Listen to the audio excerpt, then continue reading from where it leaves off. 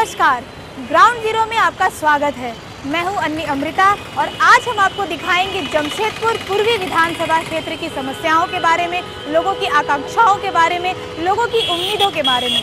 जमशेदपुर पूर्वी विधानसभा क्षेत्र बड़ा ही हाई प्रोफाइल क्षेत्र है और इसमें रघुवर दास वर्तमान विधायक हैं, जो पिछले 4 बार से यहाँ विधायक रह चुके हैं। उन्होंने जो विकास कार्य किए हैं उनकी बदौलत जनता ने उन्हें लगातार यहाँ का विधायक बनाया है। फिर भी कौन से ऐसे कार्य हैं जो छूट गए हैं, कौन सी ऐसी उम्मीदें हैं जनता की जो छूट गई हैं, जो पूरी नहीं हुई है, कौन सी ऐसी समस्याएं हैं जो अब भी सुलझानी बाकी है, इन्हीं सब मुद्दों को लेकर के हम जमशेदपुर पूर्वी विधानसभा का दौरा करेंगे और देखेंगे कि क्या क्या यहाँ का प्रॉब्लम है, क्या क्या लोगों की उम्मीदें हैं, क्या क्या समस्याएं हैं। तो आइए देखते हैं ये खास रिपोर्ट और इस रिपोर्ट के माध्यम से ये जानने का प्रयास करते हैं कि आखिर लोगों की क्या उम्मीदें और समस्याएं हैं। पूर्वी सिंहभूम मुख्यालय जमशेदपुर, 6 विधानसभा सीटें। जमशेदपुर पूर्वी। जमशेदपुर को झारखंड की औद्योगिक नगरी के रूप में जाना जाता है। जमशेद जी नौशेरवान जी की बदौलत 1907 में टाटा स्टील की आधारशिला रखी थी। तब से जमशेदपुर को टाटा के नाम से ही जाना जाता है। यहाँ मिलीजुली संस्कृति देखने को मिलती है। यहाँ की बड़ी आबादी टाटा के प्लांट्स और उससे जुड़े सहयोगी प्लांट्स पर निर्भर है। यहाँ के चुनाव में बस्तियों का मालिकाना हक मुख्य मुद्दा बनता है। अवैध तरीके से सालों से बसी 86 बस्तियों की संख्या अब 100 से ज्यादा हो चुकी है। इस बस्ती की आबादी करीब 2 लाख है, लेकिन आज तक इनका कोई समाधान नहीं निकला। चर्चा होती है कि राजनीतिक दलों ने वोट के लिए 87 बस्तियों के मामलों को उलझा कर रखा है। दूसरी बड़ी समस्या है 1999 से बंद पड़ी केबल कंपनी इनकेब इंडस्ट्री। इस फैक्ट्री के बंद होने से हजारों लोग बेरोजगार हो गए। पूरा मामला सुप्रीम कोर्ट की देखरेख में BIFR कोर्ट में है, लिहाजा आज तक इस मामले को तमाम राजनीतिक दल वोट बैंक के रूप में इस्तेमाल कर रहे हैं, लेकिन सरकार के स्तर पर कोई ठोस पहल नहीं की गई। जमशेदपुर पूर्वी की राजनीतिक स्थिति। जमशेदपुर पूर्वी सीट अनारक्षित। भाजपा रघुवर दास, JVM अभय सिंह, कांग्रेस आनंद बिहारी दुबे, झामुमो कमलजीत गौर खिल। मतदान केंद्रों की कुल संख्या 107। सभी मतदान केंद्र शहरी क्षेत्र में। मतदाताओं की कुल संख्या 2,76,007। पुरुष वोटरों की कुल संख्या 1,44,737। महिला वोटरों की कुल संख्या 1,31,270। 18 से 19 वर्ष के युवा मतदाता 9,863। 2005 के चुनाव में भाजपा के रघुवर दास ने कांग्रेस के रामाश्रय प्रसाद को 18,398 वोट के अंतर से हराया था। फिर 2009 में हुए चुनाव में एक बार फिर भाजपा के रघुवर दास जीते। उन्होंने JVM के अभय सिंह को 22,963 वोट के अंतर से पराजित किया। इस बार भी JVM ने अजय सिंह को प्रत्याशी बनाया है। 2009 के चुनाव में आनंद बिहारी दुबे बतौर निर्दलीय तीसरे स्थान पर रहे, जिन्हें इस बार कांग्रेस ने प्रत्याशी बनाया है। तो आपने देखी ये रिपोर्ट और रिपोर्ट के माध्यम से ये जाना कि यहाँ के लोगों की क्या क्या समस्याएं हैं। अब हम चलेंगे मतदाताओं के पास और उनसे सीधे ये पूछेंगे कि आखिर उनकी क्या क्या उम्मीदें और क्या क्या समस्याएं हैं। लेकिन उससे पहले हम लेंगे एक छोटा सा ब्रेक।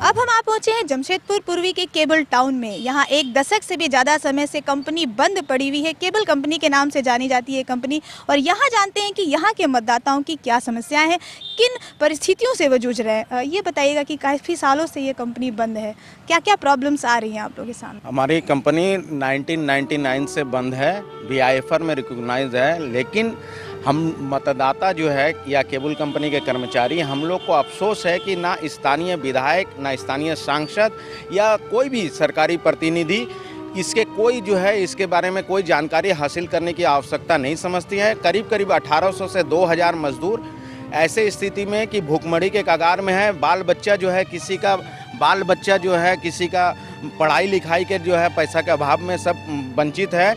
लेकिन ताज्जुब की बात है, स्थानीय विधायक बोले, सांसद बोले, मूल जो समस्या है कि रोजी रोजगार जो मिलना चाहिए, रोजी रोजगार के बारे में ध्यान नहीं दे के सारे लोग जो है कोर्ट की ओर जो है नज़र बढ़वा देते हैं। लेकिन अफसोस की बात है, हमारे इस पूर्वी विधानसभा क्षेत्र में 20 साल से भारतीय जनता पार्टी के जो प्रतिनिधि हैं, माननीय विधायक जी जो है झारखंड सरकार में एक श्रम मंत्री, उसके बाद में वित्त मंत्री, सारे पद में रहने के बाद बीते 9 साल से उन्होंने कभी इस चीज़ का पहल करने की आवश्यकता ही नहीं समझे। और मजदूर जब भी उनके पास गए हैं तो उन्होंने कोर्ट की ओर इशारा कर दिया।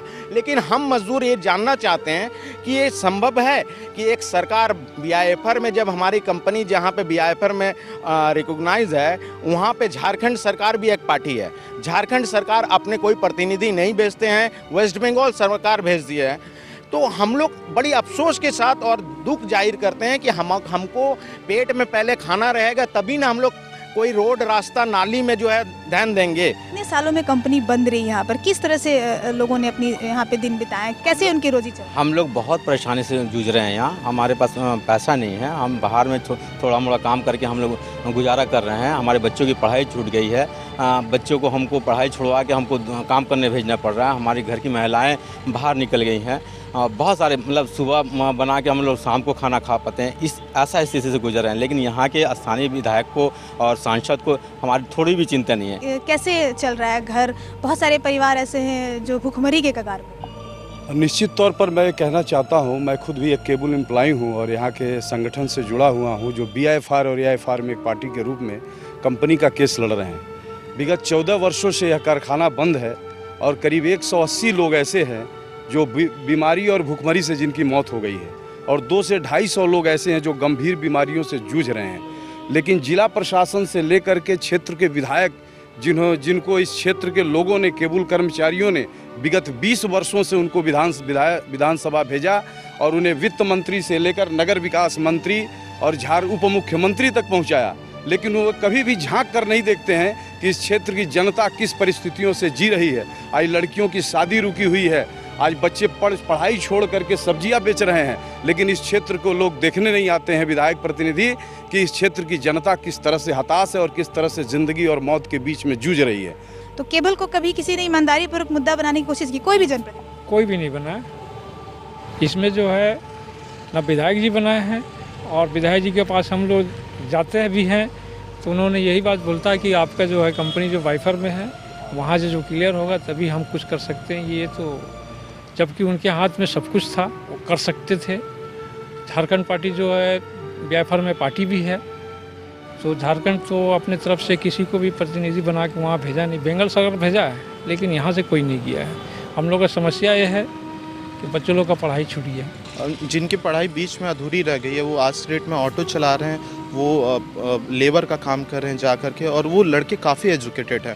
ऐसा नहीं है कि मीन्स उन्होंने इंग्लिश मीडियम से अपनी पढ़ाई पूरी की है, लेकिन बीच में पढ़ाई स्टॉप हो जाने के कारण डिग्री पूरा नहीं हो पाया, उसके कारण आज की डेट में वो ऑटो चला रहे हैं। लड़कियाँ जो कि अच्छी एजुकेशन प्राप्त की है वो आज की डेट में पार्लर में काम कर रही हैं, वो आज के डेट में रिसेप्शनिस्ट का जॉब कर रही हैं, जिसमें कि 2-3 हज़ार रुपये ही केवल मिलता है। उनकी शादी नहीं हो पा रही ड्यू टू फाइनेंशियल प्रॉब्लम। ये थे केबल टाउन के लोग जो ये बता रहे थे कि किस तरह से दिन रात उन्हें बुरी परिस्थितियों का सामना करना पड़ रहा है। और अब यहाँ से हम चलेंगे उन 86 बस्तियों की ओर जहाँ मालिकाना हक एक बड़ा मुद्दा बना हुआ है। इस विधानसभा क्षेत्र में ये मुद्दा काफ़ी कुछ कहना चाह रहा है वहाँ के लोगों को कि क्या वो वर्तमान जनप्रतिनिधि से खुश हैं या फिर उनको कुछ विकल्प तलाशना है।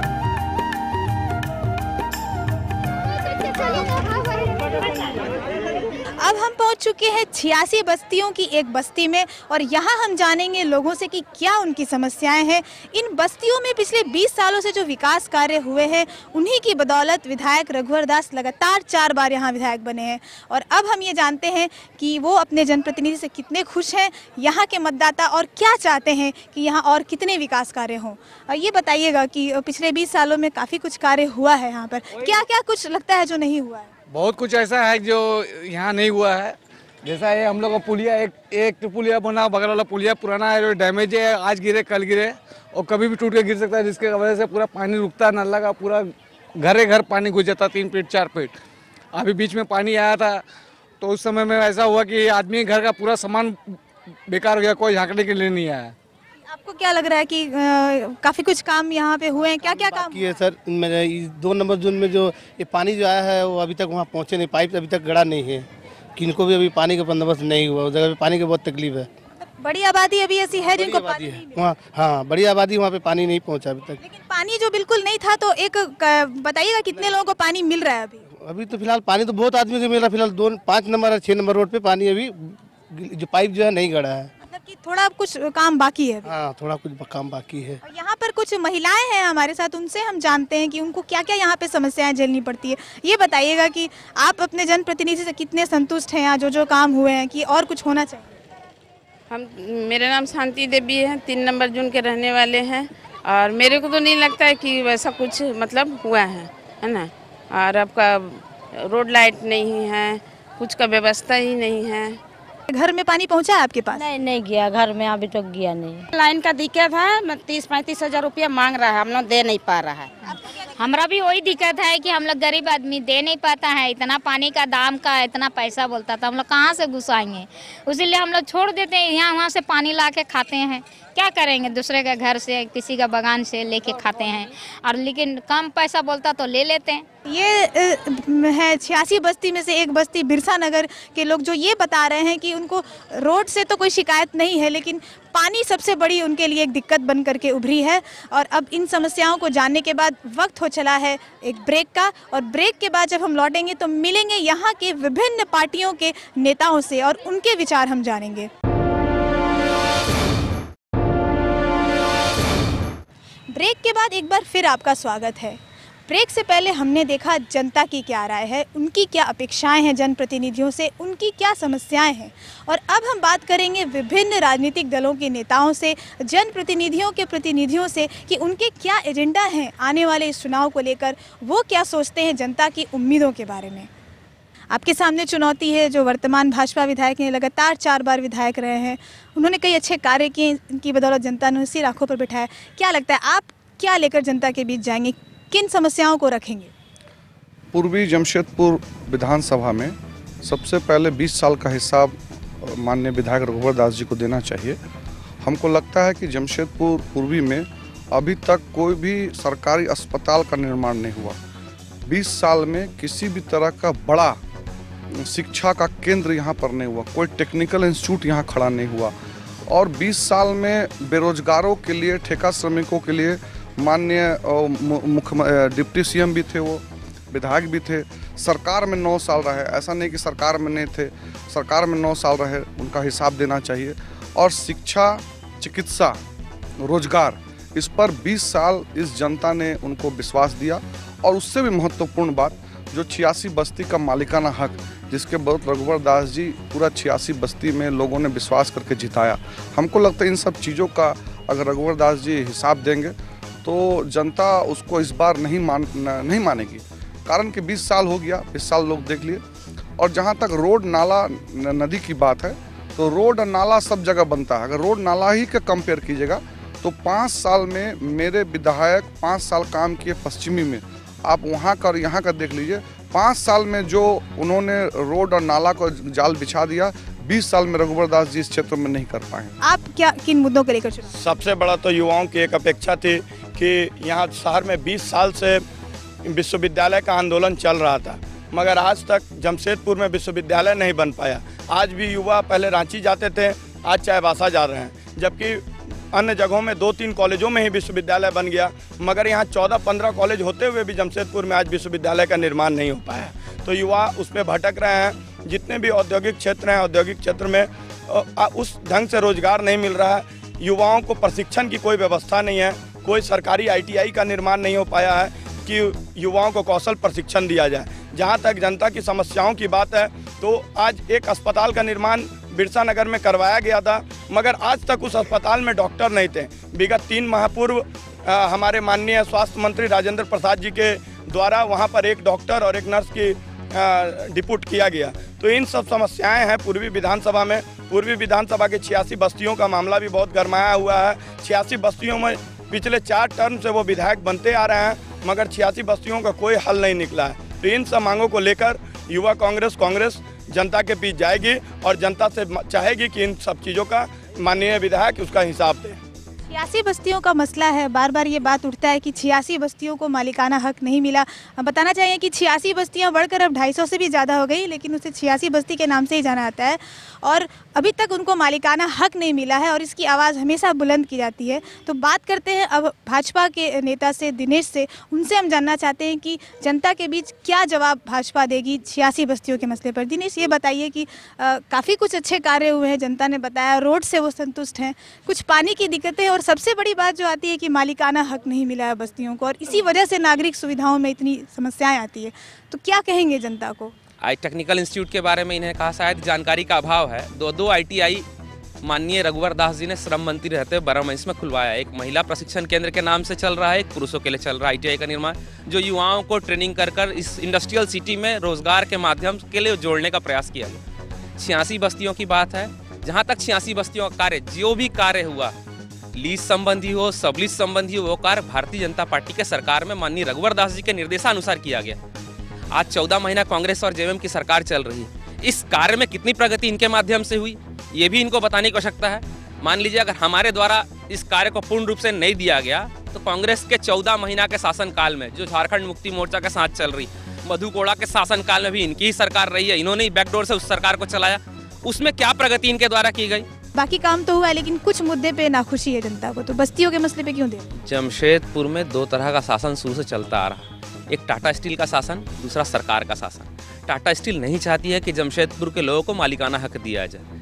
यह मामला इसी विषय को लेकर हमेशा लंबित रहा है, जिसमें सरकारी, जब अर्जुन मुंडा जी की सरकार थी, उनके नेतृत्व में माननीय रघुवर दास जी ने 86 बस्ती का मामला, जब सब लीज समझौता होने जा रहा था, उस लीज समझौते को माननीय रघुवर दास जी ने रुकवा कर उसमें अर्जुन मुंडा जी के साथ बैठकर अन्य लोग जो भी थे, जो इंडस्ट्रियल टाउन की मांग कर रहे थे, वैसे लोग को भी लेकर, टाटा स्टील के लोगों को भी लेकर एक सहमति बनाकर लीज देने का कार्य माननीय रघुवर दास जी के नेतृत्व में अर्जुन मुंडा जी के शासनकाल में ही ये संपन्न हुआ है। जो प्रक्रिया अभी भी प्रारंभ है, आगे भी कार्य होगी। अगर पूर्ण बहुमत की भारतीय जनता पार्टी की सरकार बनती है तो हम 86 बस्ती को मालिकाने हक के मामले को आगे सुलझाएंगे। वर्तमान सरकार ने क्या देरी की है इस मसले? वर्तमान सरकार ने कोई कार्य नहीं किया। अगर हम इसके लिए दोषी, अगर ये लोग हमको मानते हैं कि भारतीय जनता पार्टी दोषी है, तो 14 महीना शासनकाल में इन्होंने क्या किया? आप मानते हैं कि सभी पार्टियां सारे लोग दोषी हैं, सारे राजनीतिक दल इस मामले को लेकर सारे लोग दोषी हैं, लेकिन यह मामला हम लोगों का दिया हुआ मामला है, यह हम लोगों ने उस मामले को उठाया था, इसका समाधान भी भारतीय जनता पार्टी करेगी। भाजपा का आरोप है कि सभी दोषी हैं, लेकिन सिर्फ भाजपा पे दोष बढ़ा जाता है। JMM कांग्रेस की सरकार चल रही है, तो थोड़ा JMM के प्रतिनिधियों से बात कर लेते हैं कि उनका क्या कहना है बस्तियों के मसले पर। तो अगर बहुमत मिलता है तो क्या करेगी अगर सरकार में बहुमत मिलती है तो बिरसा नगर को पहला काम हम लोग पूरा बस्ती वासी मिल के, सारे बिरसा नगर वासी हो या बरामइंस वासी हो, हम लोग मिल के एक ऐसा हम लोग प्लान बनाएंगे जो सुंदरीकरण होता है, जो विकास के प्रति बिरसा नगर को भी देखा जाए। एक इंडिया का सबसे टॉप बड़ा बस्ती है, जो 86 बस्ती माना जाता। आज इसको बोल के हमारे रघुवर दास जी ने बहुत अच्छा पद पाया, जो बधाई देना चाहिए पूरे बस्ती में घूम के।